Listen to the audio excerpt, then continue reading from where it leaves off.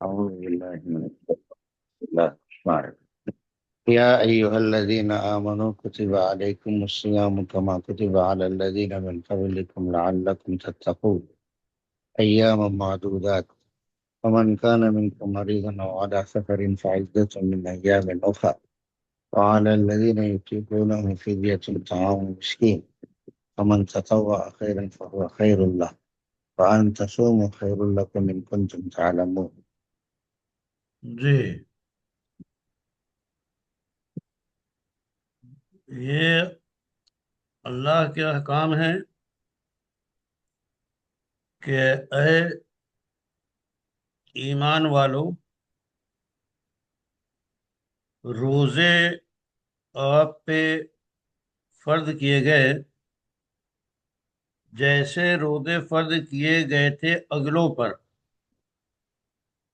تاکہ آپ کے اندر پاس و لحاظ کی کیفیت پیدا ہو جائے، پرہیزگاری ملے۔ یہاں دیکھیے، کتب علیکم الصیام، تو اس آیت کریمہ میں در حقیقت روزوں کی فرضیت کا بیان ہے۔ لغوی معنی آپ صوم کے جانتے ہیں، رکنے کے۔ شرعی معنی میں صوم کی حقیقت یہ ہے کہ صبح صادق سے لے کر غروب آفتاب تک اللہ کی رضا کے لیے کھانے پینے اور جنسی خواہش کی تکمیل سے بچا جائے، یہ گویا صوم کی شرعی حقیقت ہے۔ اور یہ بھی ایک حقیقت ہے کہ روزہ جو ہے انتہائی قدیم ترین عبادت ہے۔ اس آیت کے جز میں فرمایا گیا کہ جیسے آپ سے پہلے لوگوں پر روزے فرض کیے گئے، تو اس سے واضح ہوتا ہے کہ روزہ بہت پرانی قدیم ترین عبادت ہے۔ جب سے انسان کا وجود ہے تب سے روزہ جیسی عبادت کا وجود ہے۔ سیدنا آدم علیہ السلام سے لے کر تمام شریعتوں میں روزے فرض ہوتے چلے آئے ہیں۔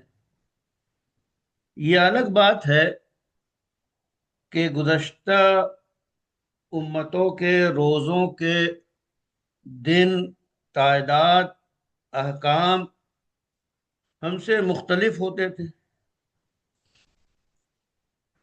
اور یہ بھی آپ جانتے ہوں گے اور جان لیں کہ رمضان کے روزے امت محمدیہ پر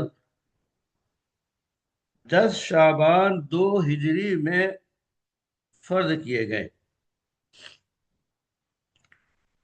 اب اس کے بعد سوال اٹھتا ہے کہ اس عظیم عبادت کا مقصد اعلیٰ کیا ہے؟ تو خود واضح کر دیا، لعلکم تتقون، کہ تقوی اور پرہیزگاری کا حصول ہے کہ روزے میں انسان کی طبیعت اور نفس پر ایک درجے میں سختی کی جاتی ہے، اور طبیعت کھانے کی چاہتی ہے، نہیں کھایا جاتا، پینے کی چاہتی ہے، نہیں پیا جاتا، دیگر جنسی خواہش کی طرف رجحان ہوتا ہے، اس کی تکمیل نہیں کی جاتی، تو اس سے انسان کی طبیعت اور نفس پہ یہ گرانی گزرتی ہے اور شدت ہوتی ہے۔ تو گویا روزوں کے ذریعہ اپنی خواہشات پر قابو پانے کی مشق ہوتی ہے، جسے آپ ضبط نفس کہہ سکتے ہیں۔ اور اس صلاحیت کے پیدا ہونے سے حرام چیز سے بچنا آسان ہوتا ہے اور وہ قوت حاصل ہو جاتی ہے جس سے حرام سے انسان بچ سکے. اسی کا نام ضبط نفس ہے. حقیقت میں خواہشات پر قابو پانا یہ انتہائی اساسی اور بنیادی چیز ہے، اور جس کی وجہ سے انسان لغویات سے، گناہوں سے، اللہ کی نافرمانی سے بچتا ہے. آپ کے سورہ نازعات میں فرمان الہی ہے وَأَمَّا مَنْ خَافَ مَقَامَ رَبِّهِ وَنَهَى النَّفْسَ عَنِ الْهَوَى فَإِنَّ الْجَنَّةَ هِيَ الْمَأْوَى، کہ جو اپنے رب کے حضور کھڑے ہونے سے ڈرا اور نفس کو خواہش سے روکا تو بے شک جنت ہی ٹھکانہ ہے. اس سلسلے میں سیدنا عبداللہ ابن مسعود رضی اللہ عنہما سے روایت موجود ہے کہ رسول اکرم صلی اللہ علیہ وسلم فداہ ابی و امی نے فرمایا یا معاشر الشباب، اے جوانوں، تمہیں جو کوئی نکاح کی استطاعت اور قوت رکھتا ہے تو بسم اللہ نکاح کر لے. تو نکاح کرنا کیا ہے؟ اجنبی عورت کی طرف سے نظر کرنے سے نگاہ کو روکنے والی چیز ہے، یعنی سیر چشمی حاصل ہوتی ہے. جب انسان کے گھر میں اچھی بیوی موجود ہے تو وہ سیر چشم ہوگا، اور سیر چشمی بہت بڑی چیز ہے. تو اس سے وہ گناہوں سے اور مختلف چیزوں سے بچے گا. البتہ جن نوجوانوں کے پاس اتنا مال، مہر اور نفقہ ہونے والی بیوی کے برداشت کرنے کی صلاحیت نہیں ہے تو پھر بیچارہ وہ کیا کرے؟ کہتے ہیں وہ اپنے کو گناہوں سے بچانے کے لیے روزے رکھے. کیوں؟ اس واسطے کہ روزے سے انسان کے اندر جو خواہشیں پیدا ہوتی ہے اس میں کمی آ جاتی ہے، اس کا زور ختم ہو جاتا ہے. اور ظاہر ہے کہ یہ آیت کریم، یہ تفصیلات احادیث جو ہیں، یہ سیدنا امام بخاری نے اپنی کتاب صحیح میں درج کیا ہے. اور در حقیقت انسان کے اندر جب یہ صلاحیت پیدا ہو جاتی ہے حرام سے بچنے کی تو وہ ہر طرح کے گناہ سے بچتا ہے. اسی طرح مزید نفسیاتی طور پہ انسان کو مطمئن کرنے کے لیے قرآنی حسین اسلوب ہے ایام معدودات.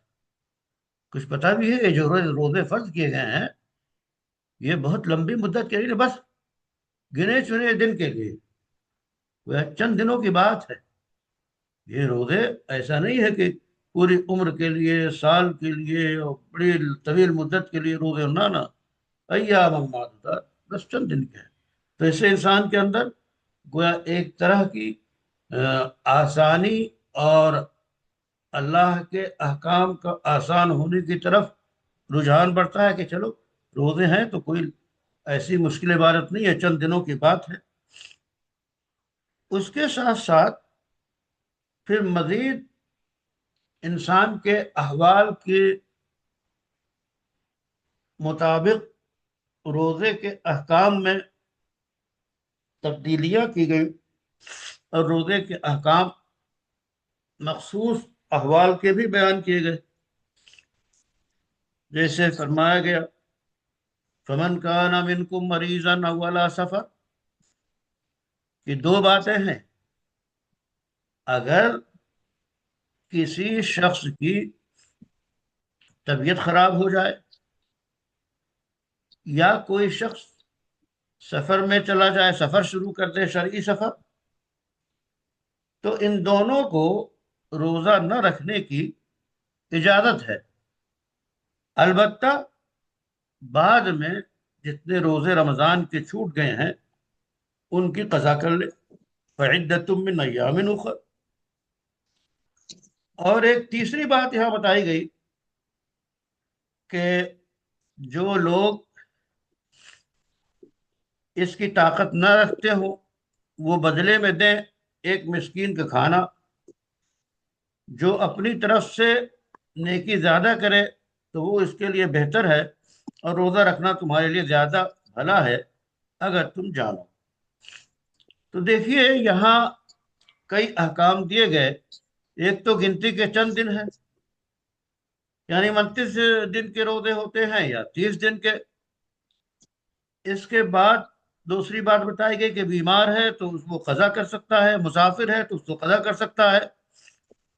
اور مرض کی کیا مقدار ہے، یعنی ایسا مرض کہ ماہر طبیب نے منع کیا ہو کہ آپ روزہ نہ رکھیں تو وہ مرض شمار ہوگا، یا اپنے تجربے سے ثابت ہے کہ اگر ایسے مرض میں روزہ رکھے گا تو بیماری میں اضافہ ہو جائے گا، تو بھی وہ مرض کافی ہے، رخصت ہے۔ سفر کی بات جانتے ہیں، شرعی سفر جو ہوتا ہے عام طور پہ اسے 48 میل سے تعبیر کرتے ہیں، 77 کلو پوائنٹ کچھ ہوتا ہے میٹر۔ تو ان دونوں کو اجازت دی گئی۔ تو یہ جو احکام شریعت بتائے جا رہے ہیں اس میں واضح طور پہ آسانیاں اور ہر طرح کی سہولت اور انسان کی نفسیات اور اس کی طبیعت کے مطابق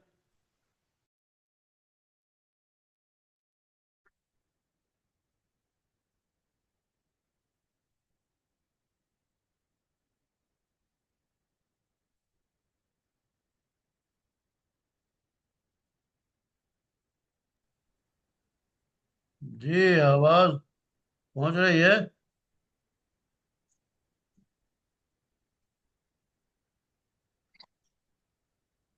آواز پہنچ رہی ہے؟ جی پہنچ رہی ہے الحمد۔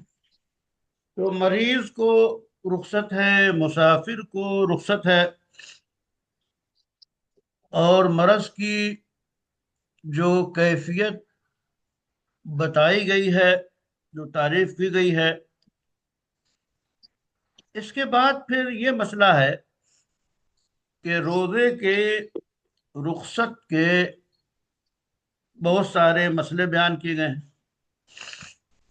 مثلا ایسا شخص جو فوری طور پہ تو بیمار نہیں ہے، لیکن ماہر مسلمان طبیب یہ کہتا ہے کہ اگر آپ نے روزے رکھے تو آپ بیمار پڑ جائیں گے، تو اس ماہر مسلم طبیب کی بات پر اعتماد کرتے ہوئے روزہ چھوڑنے کی اجازت ہے۔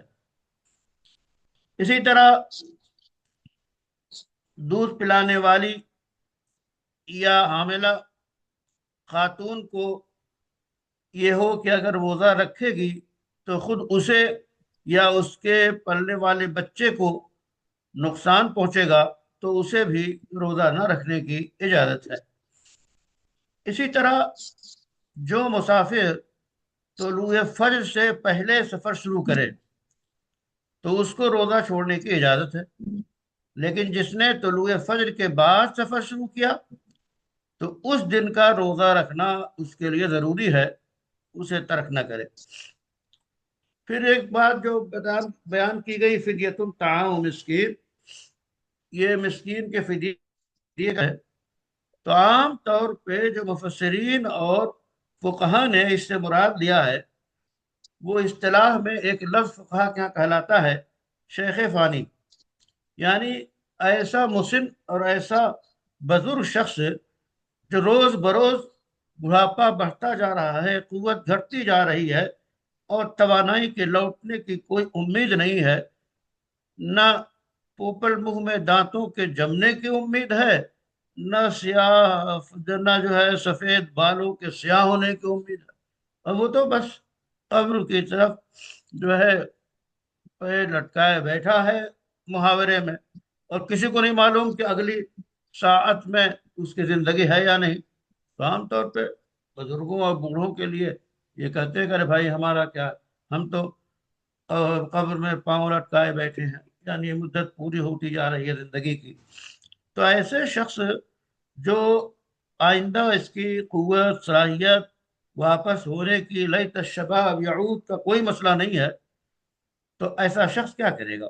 ایسا شخص یہ کرے گا کہ ہر روزے کے بدلے فدیہ دے گا، اور فدیہ جو ہوتا ہے صدقہ فطر کے برابر ایک دن کا فدیہ دے گا، اور اس کی مقدار نصف سا ہے، تو نصف سا وہ ادا کرے گا۔ یہ علامہ شامی نے تفصیلات بیان کی ہیں۔ اسی طرح فدیہ دینے کے بعد اگر روزہ رکھنے کی قوت آ گئی، یعنی کوئی شخص اپنے کو بوڑھا ہونے کی وجہ سے فدیے پہ فدیے دیے جا رہا ہے، اور ایک سال پورا گزر گیا، صرف جو ہے فدیہ دیتا رہا، روزے نہیں رکھتا رہا، اور ماشاءاللہ عید کرتے ہی اپنے احباب اور دوستوں سے ملا، تو اس کے اندر جو ہے وہ اندر کی قوت جاگ گئی، اور پھر وہ توانا ہو گیا کہ روزہ رکھ سکتا ہے۔ تو اگر اب روزہ رکھ سکتا ہے تو فدیہ تو ادا کر چکا، لیکن روزے کی قضا کرے گا۔ اور اگر کوئی ایسا بزرگ ہو جو بیچارہ فقیر ہو، غریب ہو، فدیہ دینے کی قدرت بھی نہ رکھتا ہو، تو وہ کیا کرے؟ بس وہ مسجد میں بیٹھے تسبیح پڑھتا رہے، استغفر اللہ استغفر اللہ استغفر اللہ، اللہ کی جناب سے معافی مانگتا رہے۔ اس کے بعد یہ اللہ نے فرمایا کہ فمن تطوع خیرا فهو خیر اللہ، کہ جو اپنی طرف سے نیکی اور اچھائی زیادہ کرے تو اس کے لیے بڑی اچھی بات ہے۔ یا فدیہ کی مقدار تو خاص ہے، لیکن اس میں اور زیادہ بڑھا دے اپنی خوشی سے، جس سے فقیروں کا فائدہ ہو، تو کہتے ہیں اتنی ثواب بڑھ جائے گا۔ اور بعض صحابہ سے یہ بھی معلوم ہے کہ نماز کے اندر خشوع و خضوع میں فرق پڑنے پر پورا باب انہوں نے صدقہ کر دیا۔ اللہ نے فرمایا وَأَن تَصُومُوا خَيْرٌ لَكُمْ، اور روزہ رکھیں تو یہ بہتر ہے۔ یعنی یہ روزہ جو آپ رکھیں گے سفر کی حالت میں، بیماری کی حالت میں اگر رکھ سکے تو رکھنا بہتر ہے۔ پھر اس میں تفصیل ہے کہ اگر روزہ رکھنا قرین قیاس ہے تو روزہ رکھنا بہتر ہے، روزہ چھوڑنا قرین قیاس ہے تو روزہ نہ رکھنا بہتر ہے۔ جیسے کہ لیس من السفر لیس من البر الصوم فی السفر، ایک خاص واقعے کو سامنے رکھ کر رسول اکرم صلی اللہ علیہ وسلم نے فرمایا، ایک جوان بیچارہ گر کر بے ہوش ہو گیا، لوگ اسے پنکھا کر رہے ہیں، پوچھا کیا مسئلہ ہے؟ بیچارہ روزے دار ہے، جنگ میں جا رہا ہے، اور جو ہے وہ غزہ سے جیسی، ظاہر ہے کہ اس وقت کے حالات کیسے ہوں گے، اس میں جنگ میں شریک ہو رہا ہے، اب روزے کو ایسے نڈال ہو کے گر گیا، تو آپ نے فرمایا لیس من البر الصوم فی السفر، تو ایسے شخص کے لیے روزہ نہ رکھنا بہتر ہے۔ اور ہٹا کٹا نوجوان ہو، ماشاءاللہ لڑ بھی سکتا ہو اور روزے بھی رکھ سکتا ہو، تو پھر وہ روزہ رکھے تو بہتر ہے۔ اس کے بعد آپ اگر روزے، اصل تو جو شرعی احکام ہوتے ہیں کہ اللہ نے حکم کر دیا بس ہمارے لیے کافی، لیکن علماء نے احکام شریعت کے اسرار و رموز کو اور حکم کو بھی بیان کیا ہے، تاکہ انسانی عقل سے احکام شریعت کو قریب دکھا سکے، وہ تو ہے ہی ہے قریب، لیکن دکھا سکے، ظاہر کر سکے۔ تو اس اعتبار سے روزے کے میڈیکل سائنسی فوائد بھی بہت ہیں، طبی فائدے روزے کے بہت ہیں۔ روزہ رکھنے سے معدے کی جو ہے فوڈ پوائزن، یعنی معدے کے اندر جراثیم پیدا ہونے کی وجہ سے بیماریاں پیدا ہوتی ہیں، روزے سے وہ ختم ہوتی ہیں۔ اسی طرح روزہ جو ہے حقیقت میں دیکھیں تو شوگر کے لیول کو اور کولیسٹرول کے لیول کو اعتدال پہ لاتا ہے۔ اسی طرح روزے کے دوران خون کی مقدار میں کمی ہو جاتی ہے، اور اس کی وجہ سے فائدہ مند انسان صحت کے لیے مفید رہتا ہے، یعنی جو فاسد خون ہے وہ بغیر نکلوائے کم ہو جاتے ہیں۔ ایسے ہی روزے کے ذریعہ جسمانی تشنج اور کھچاؤ، ذہنی تناؤ اور الجھن اور ڈپریشن سے انسان بچ جاتا ہے۔ یہ روزے کی نفسیاتی اور طبی فوائد ہیں۔ روزہ رکھنے سے کوئی شخص فربہ ہو گیا ہو تو اس کے موٹاپے میں بھی کمی آتی ہے، اور جو چربی بڑھ جاتی ہے وہ بھی گلنے لگتی ہے۔ ایسے ہی روزہ رکھنے سے میڈیکل سائنس کے مطابق بے اولاد خواتین کے ہاں اولاد ہونے کے امکانات کئی گنا بڑھ جاتے ہیں۔ یہ میڈیکل سائنس کی تحقیقات ہیں۔ اس لیے روزے کے ذریعہ اور روزے کی برکت سے شفا انسان کو ملتی ہے، لیکن یہ نہیں ہے کہ اب جانچ میڈیکل جو ہے رپورٹ آ جائے کہ آپ بیمار ہیں تو روزہ رکھیں۔ روزہ رکھنا تو فرض ہے، یہ ضمنی فوائد آپ کو حاصل ہو رہے ہیں۔ البتہ نفلی روزے ایسے حالات میں جب اس طرح کے امراض ہوں تو نفلی روزے رکھ سکتے ہیں۔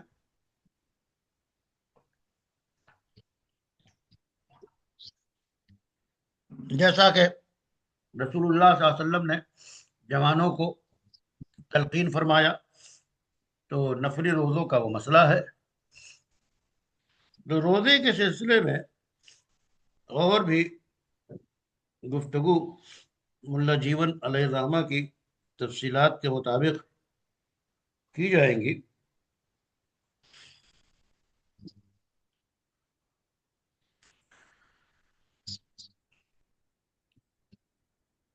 جی آپ حضرات کی سمجھ میں باتیں آ رہی ہیں؟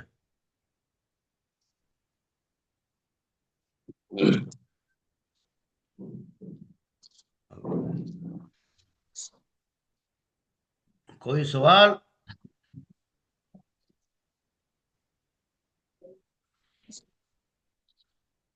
جی سلام الدین صاحب فرما رہے ہیں ہاتھ اٹھا کے۔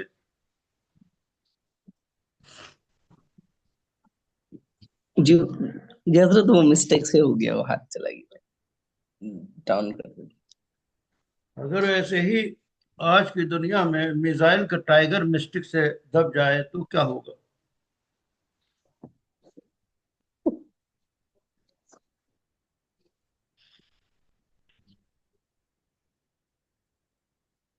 کوئی سوال وال نہیں آپ کو؟